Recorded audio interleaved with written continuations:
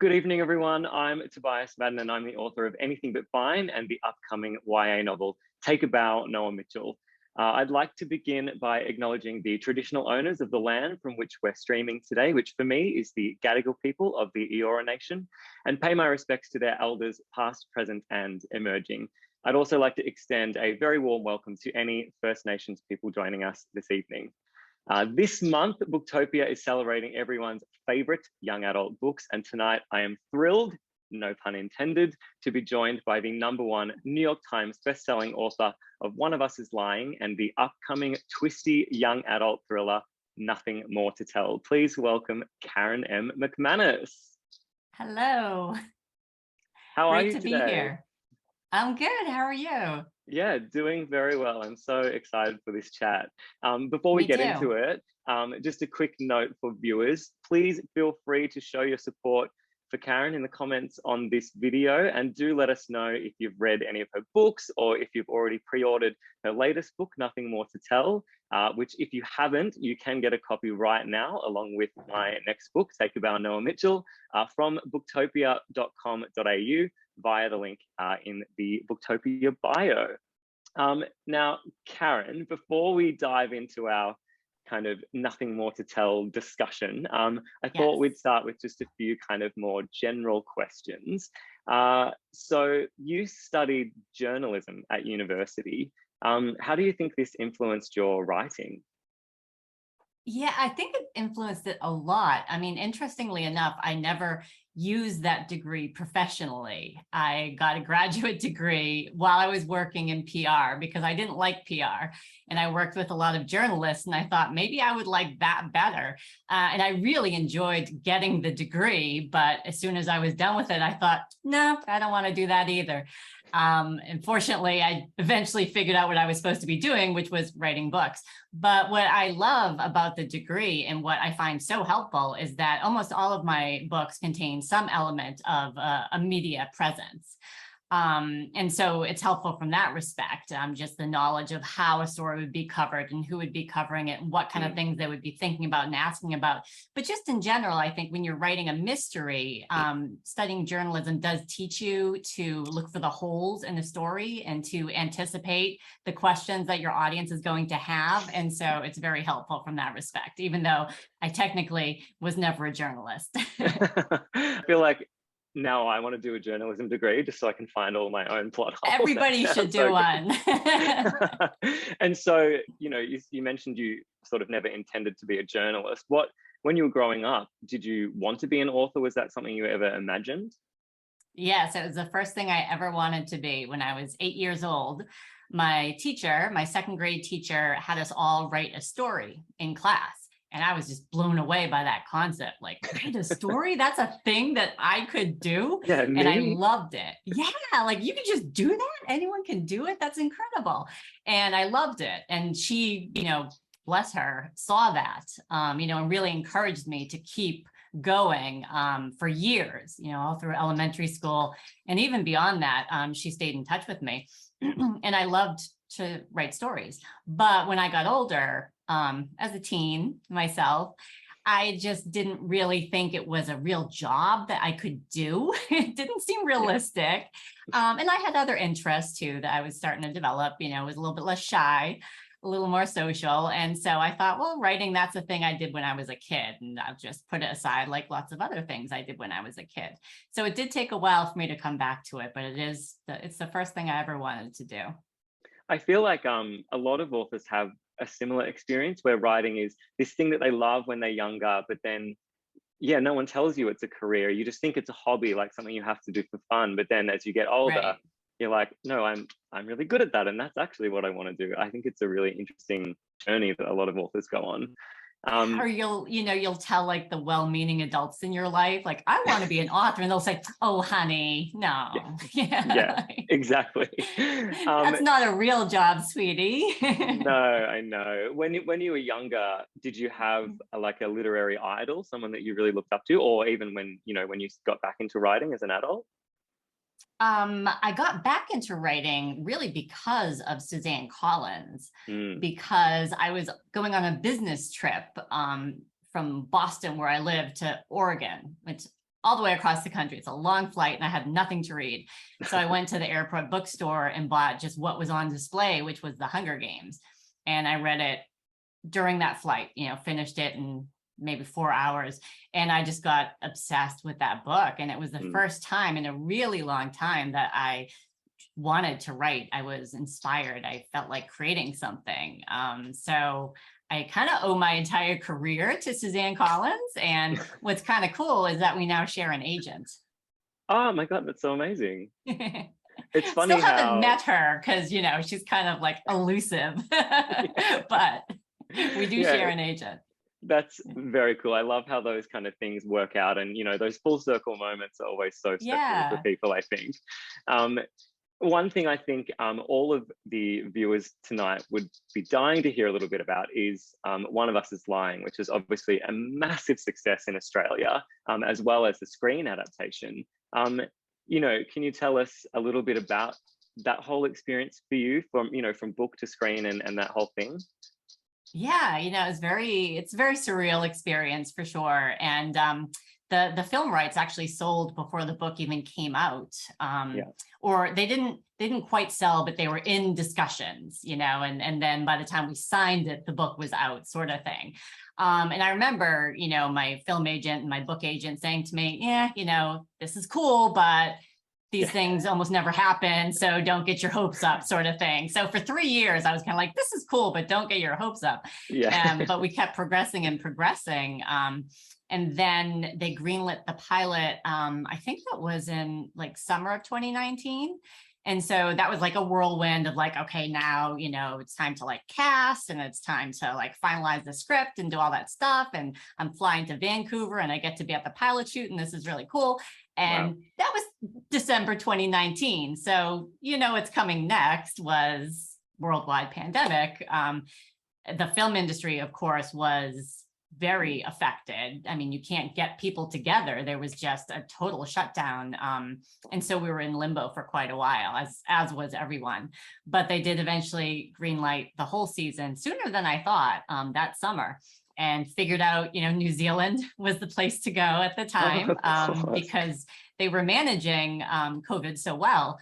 So that's where they ended up shooting, and it came out last October, which still is surreal to me, in the US and also in Australia. It did come out earlier.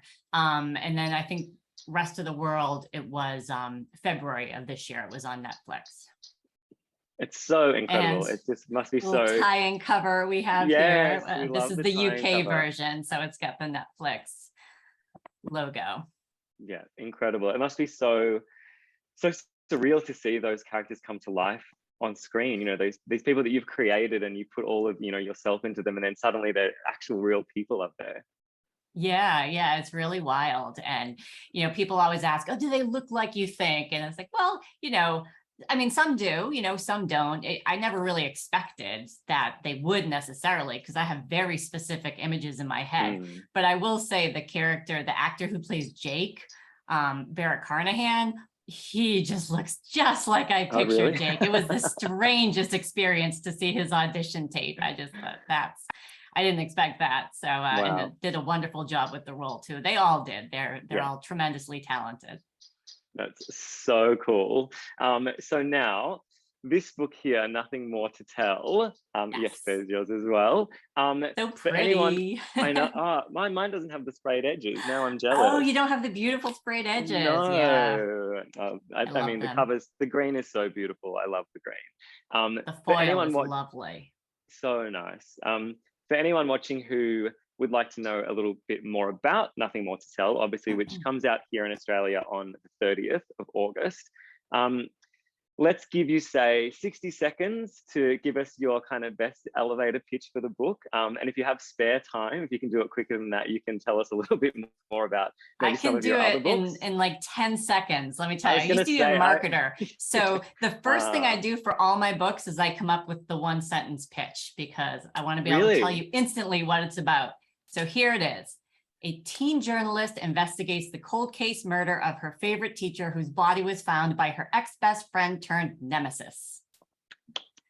Done. That's brilliant. I love that you do that before. Do you do that before you've even written the draft? Yeah, usually when I'm starting to try and like refine the concept, because I feel like I need to be able to say very quickly what this is about so that when it gets hard, at certain points, I can just go back to that and say, this is what it's about, is what I'm working on now. Does this advance that? If it doesn't, then maybe I just need to rethink what I'm doing here.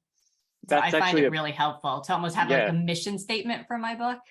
Yeah, that's a brilliant idea. I feel like sometimes when I'm in the middle of writing something, if I have to explain it, it's like a 3,000 word essay of me being like, well, kind of then this happens, and this person is like this, and I'm like, no, I love that, distilling it into that like, single sentence. I wrote 2 books before One of Us is Lying, which was my debut, and they didn't go anywhere. And part of the problem was they just didn't make sense. The plot like didn't really ever hang together, and people would say, what's your book about? And I'd be like, well, it's like da da da da da. And it took me 5 minutes just to explain it, and it still didn't make sense. So when I started working on One of Us is Lying, I was like, it's the Breakfast Club with murder. That's what it is. And that's what I'm writing, and everything else that doesn't fit into that is not going to go in this book. And it helped me tremendously. So now it's just what I do. And if I can't come up with it, that tells me that maybe I don't fully know what the book is about yet. It's about, I love that. I feel like now I'm like, I've got my journalism degree to do. I've got to do my one-line sentences before I start writing. This is like a masterclass for me right now. I'm loving this. It's the good thing about, like taking your time, figuring out that you want to be an author is you do all these other jobs that can occasionally help you. Yeah, definitely. Now, something I'm really always keen to talk to other YA authors about is, why did you choose YA, and sort of what keeps you writing in that space?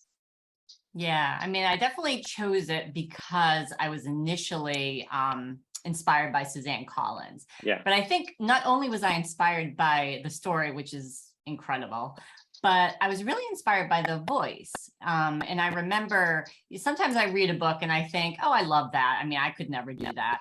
But when I read this, I thought, I love that. And I feel like I could kind of do that because I feel like I understand that state of mind that she's in, the way that she is experiencing this hugely traumatic event. At the same time, she's kind of figuring out her place in the world and who she is and who she wants to be. And all of that just really kind of spoke to me.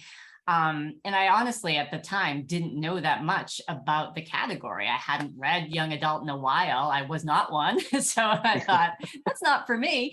And so I, went on an education where I read tons of YA and realized, oh, this is for everyone. And it's also one of the most dynamic, most diverse, most, kind of groundbreaking categories out there. So I really kind of fell in love with it and was so impressed by my colleagues. And that's really what keeps me going, is I feel like, we're always pushing, for something new, for something really inclusive and really, I feel like it's just a little bit further ahead sometimes than what you're seeing in the adult space, because people are really asking the hard questions of themselves and of their colleagues. I think we hold ourselves like very accountable, and we're very concerned always with our impact on our audience. And that, I think, pushes us to, take risks, but also to be very careful. And it's this really interesting balance that we have in young adult that I think is fascinating.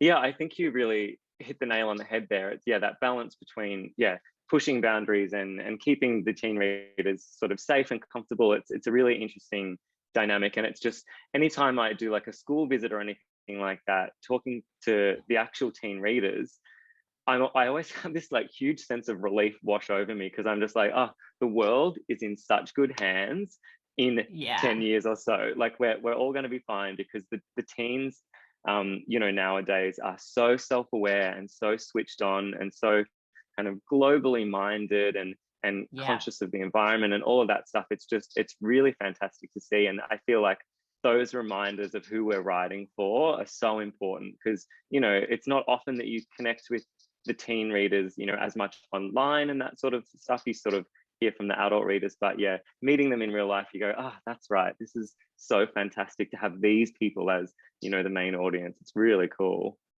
Yeah, they're just phenomenal. And it always makes me feel really good about what I do when I have the chance to meet my teen readers in person. Yeah. I've been eyeing off your bookshelf this whole time. I can't not mention it. I love all of those different editions of all of your books over there. Is it like, what is it like to have your books published in so many territories and all over the world and have all these beautiful editions of your stories? It's so great. That's honestly one of my favorite things. Like, I don't know if you can see it that well, like when things are cut off, but there's this beautiful little Japan version, like right above my head. It's like this gorgeous little graphic novel. It's just so pretty. I love it. And every once in a while you get a cover like that, you know, certain markets just kind of go in a totally different direction. There's actually the Brazil cover for Nothing More to Tell is stunning. And it's different from my other Brazil covers. They just went in this new direction and I love it. Oh, wow. So it's really cool. I have, you can't see it, but I have another shelf over there with like one of every edition, and I just filled it up. There are 110. So and that's only the first 4 books, and like a couple of You'll Be the Death of Me. So I now need to migrate them to a different shelf. That is mind-blowing. It's one of my favorite things. I love the international editions, and I love hearing from readers like around the globe. It's just it's humbling, you know, to think that you're reaching this many people, and that they continue to follow your books. I mean, most people came through with One of Us is Lying, which I appreciate, and they love that series, but they've kind of stuck with me through the standalones too, which is really nice. Yeah, it's absolutely incredible. So let's go back to Nothing More to Tell, which I absolutely loved. I read it so quickly, which is pretty rare for me these days. I'm not the fastest reader, but I tore through this. It's such a page turner.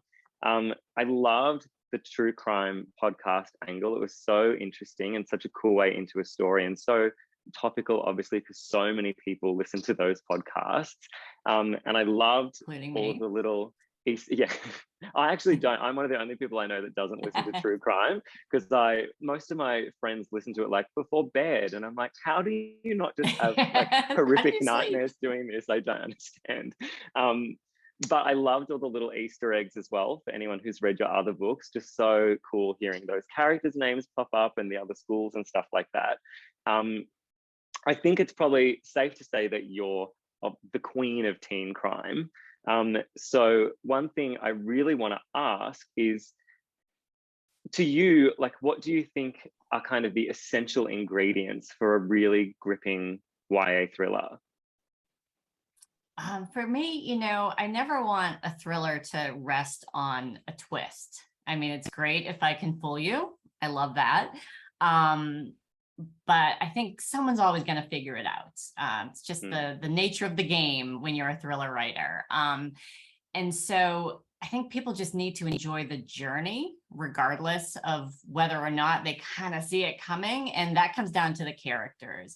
So I spend a lot of time with my characters, and I always write multi-POV. So I'm always thinking, like, how do they connect with each other, and how do they have conflict with each other? And like, what do they have to learn individually, and what do they have to learn collectively that somehow ties into this overarching mystery that they also have to learn about? You know, they have to solve that, but they have to solve themselves in a way, and they have to solve their relationship. So it's sort of like all these different arcs that are happening at the same time, and hopefully at the end you tie them all together. So that's what I try to focus on. I mean, I love to fool you.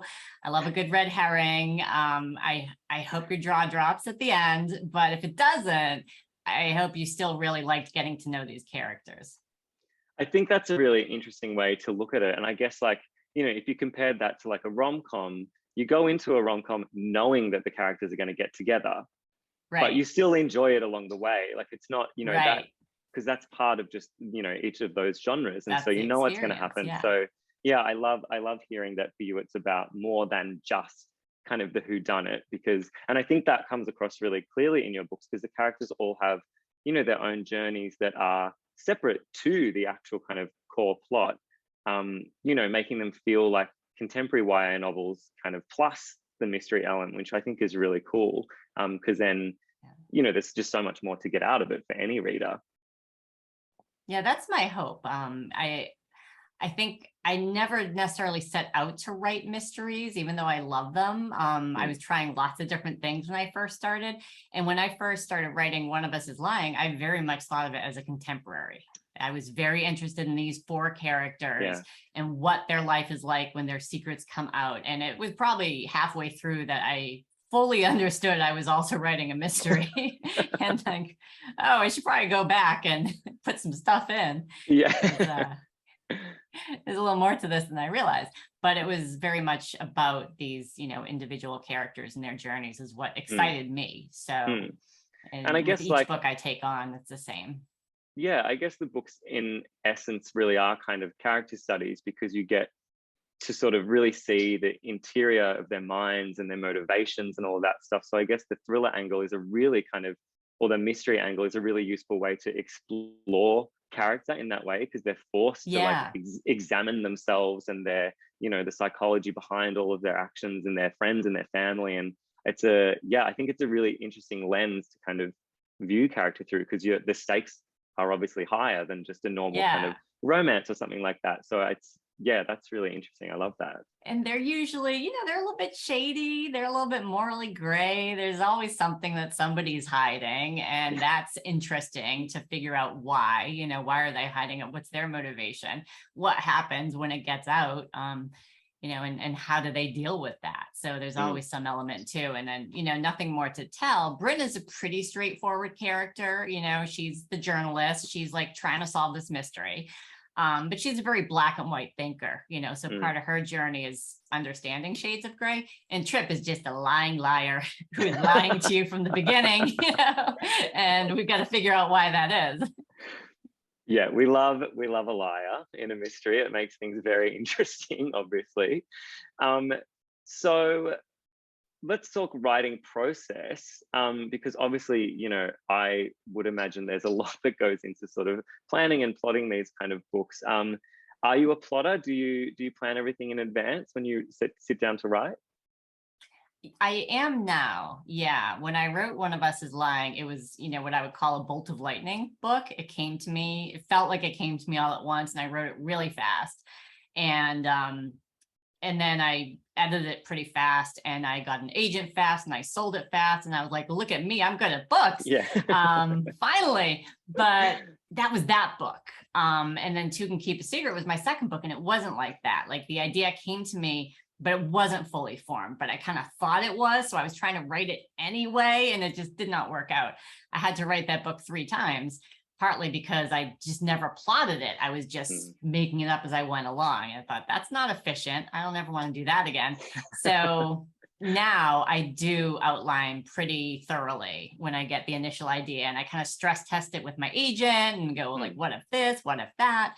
But I always leave room open to change. There's a lot changes for sure. Occasionally the killer has changed.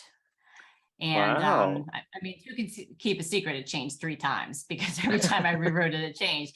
But even I would say in Nothing More to Tell, about halfway through, I kind of thought it might be someone else. And then I decided that, no, that's not going to work. I'm going to stick to this. But I was playing around with different possibilities.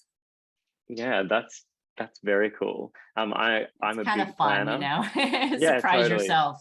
Yeah. I think again, like, what you said about leaving room is so important, because no matter how hard, you outline something and how sort of clear that is, once you get writing, it is that weird thing where, I always used to think it sounded ridiculous when authors said it, but now that I've experienced it, where a character surprises you or they said something that you don't expect, like, I always thought that was just authors just being ridiculous, but it's so true sometimes. So yeah, it happens. They have minds of their own, and they can surprise you. And sometimes you start a scene thinking that it's going to go one way, and it goes a different way.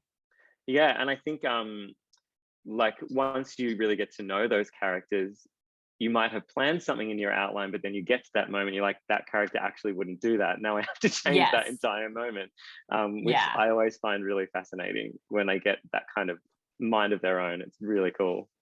Those are the fun moments, I think. It's a little bit magical sometimes when things come together in a way that maybe you didn't see at the Yeah. beginning, little Yeah. pieces that you breadcrumbs you leave for yourself, and they actually lead somewhere. You're like, look at Totally. that.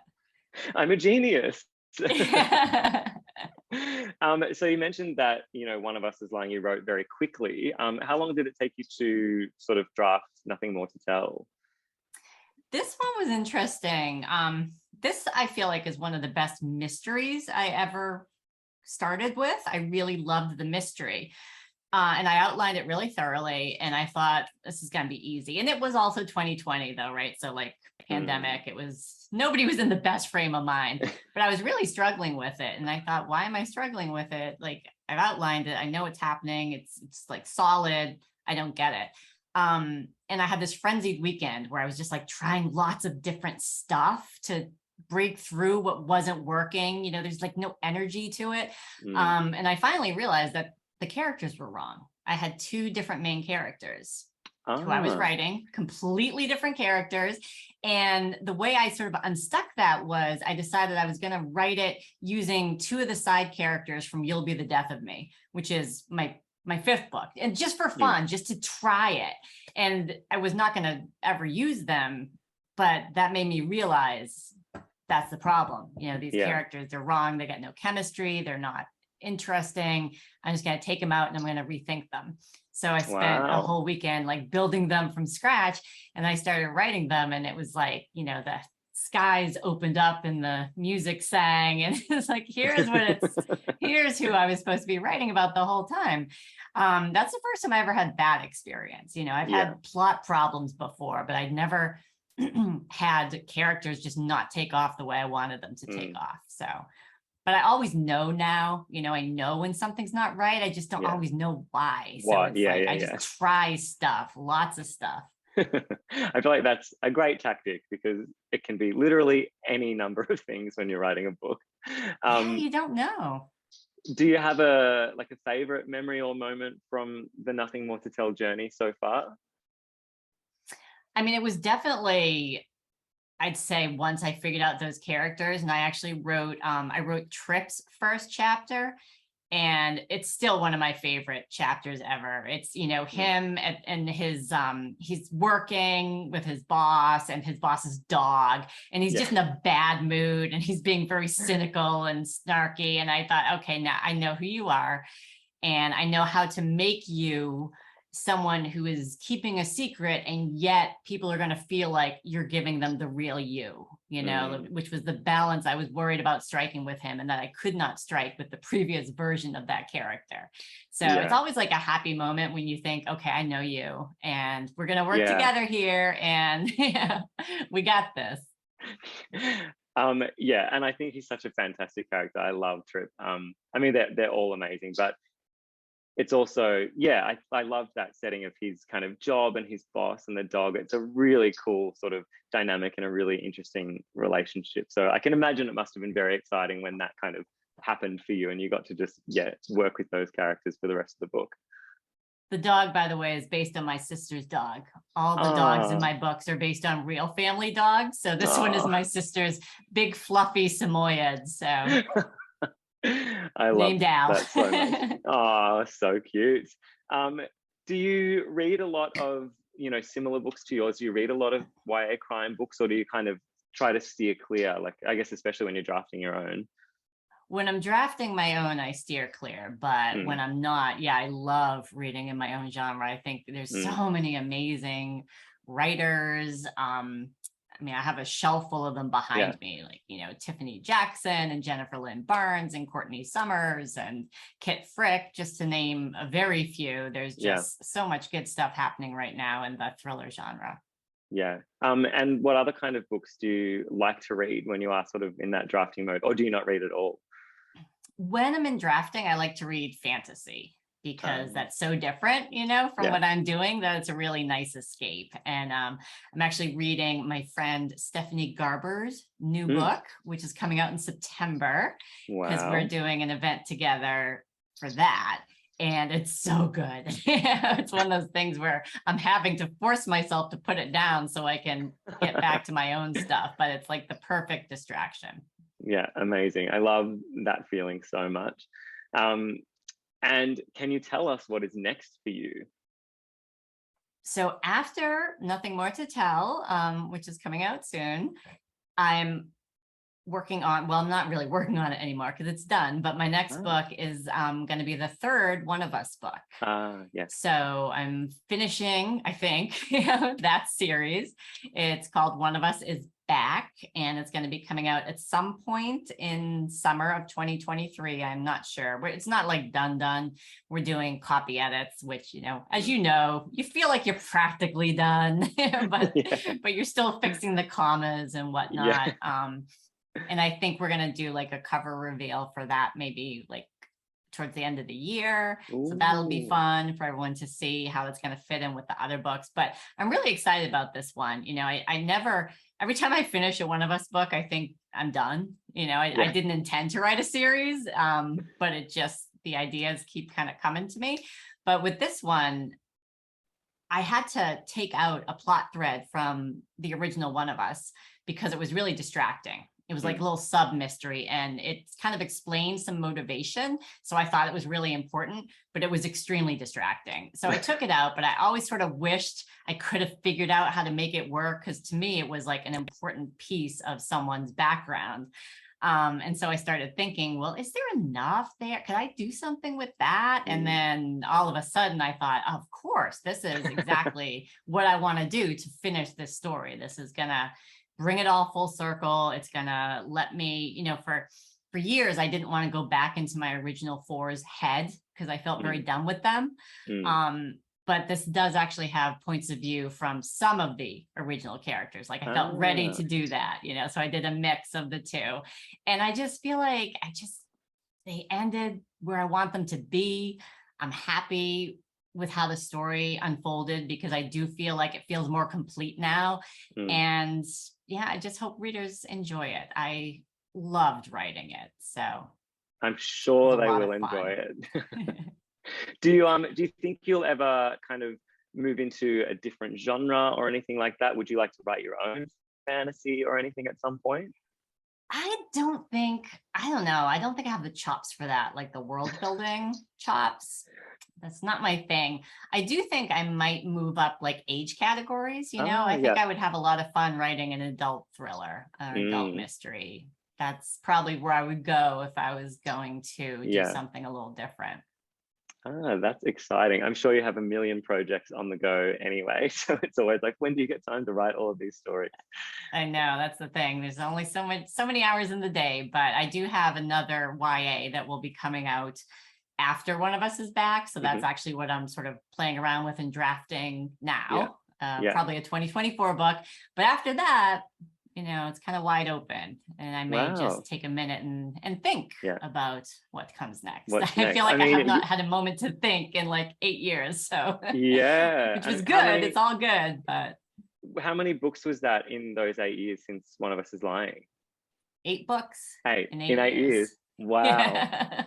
You need a holiday is what you need, not another. That's what I think. Just a little one.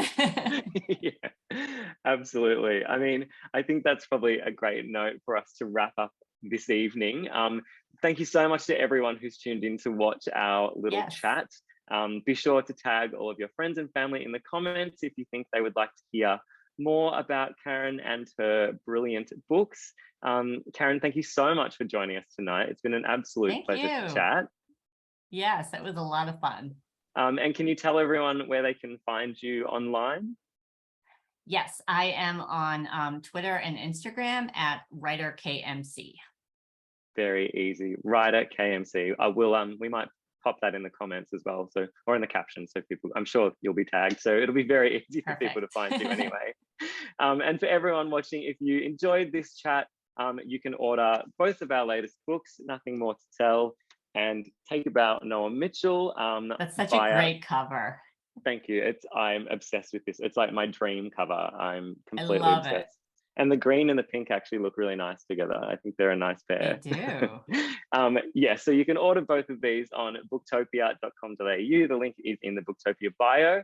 And if you order before the 31st of August, which is YA month, you'll have the chance to win an incredible YA book pack worth over $300. So thank you everyone for watching, and thank you so much, Karen. We will See you all next time. Yes, thank you. Bye, everyone. Bye.